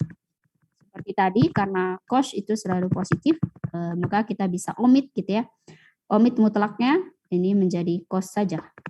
Cos 2x. Ini kurung, ini lurus gitu ya. Tambah C. Nah, karena kita sudah punya anti turunannya, ya tinggal dimasukkan integral. Integral ln 2 dari cos tan hiperbolik 2x dx adalah setengah ln cos 2x gitu ya. Dimasukkan x-nya dari 0 sampai ln 2. Kalau misalkan x-nya 0, ln 2 ya ini sama dengan setengah ln gitu ya, cos dari 2 ln 2 gitu ya, dikurangi dengan setengah ln dari cos 0. Saya kira ini bisa adik-adik cari sendiri gitu ya. 2 ln 2 itu sama dengan ln 4 gitu ya. Jadi ini setengah ln, E pangkat ln 4 gitu ya, ditambah dengan E pangkat min ln 4 dibagi dengan 2. Ini dikurangi dengan setengah ln, E pangkat 0 ditambah dengan E pangkat min 0, 0 saja dibagi dengan 2. E pangkat 0, 1 ditambah E pangkat 0, 1. Jadi 2 dibagi 2 ini akan menjadi ln 1 yang sama dengan 0. Jadi ini min 0. Yang ini tinggal setengah ln dari 4 dikurangi ditambah 1/4 dibagi 2. Oke, jadi ini setengah ln berapa ini? 2, 4, 16, 17/4. Gitu ya. Jadi tentunya simbolep lagi. Apapun sudah bisa mengerjakan ini. Untuk yang E, ingat saja bahwa turunan dari tan hiperbolik itu sama dengan sekant hiperbolik kuadrat. Jadi ini secara dengan mudah ini akan sama dengan tan hiperbolik x min setengah. Ya, ini bisa diperiksa sendiri. Oke deh. Semoga pusing loh, semoga kok pusing Bu. Semoga tidak ada yang pusing gitu ya. Seperti tadi pesan saya, adik-adik tinggal lihat ini saja. Kalau mau ngapalin ya silahkan, tapi ujian kita open book, kuis kita open book. Kita bisa menggunakan aplikasi-aplikasi yang ada. Oh ini mah aplikasi apa ini? Di internet ya, Simbolet apapun. Oke? Atau matematika gitu ya, Wolfram. Oke deh. Begitu saja pertemuan kita. Ini adalah materi terakhir. Besok kita ketemu, kita akan bahas tutorial terlebih dahulu. Kalau selesai kita akan review materi ya. Jadi mungkin kita akan bahas juga KBF 3 gitu supaya adik-adik tahu salahnya di mana. Izin bertanya, apa itu? Buat absen di mana, Bu? Absennya kuis di EduNext. Ya. Baik, Bu. Oke, silakan kerjakan kuis waktunya 10 menit.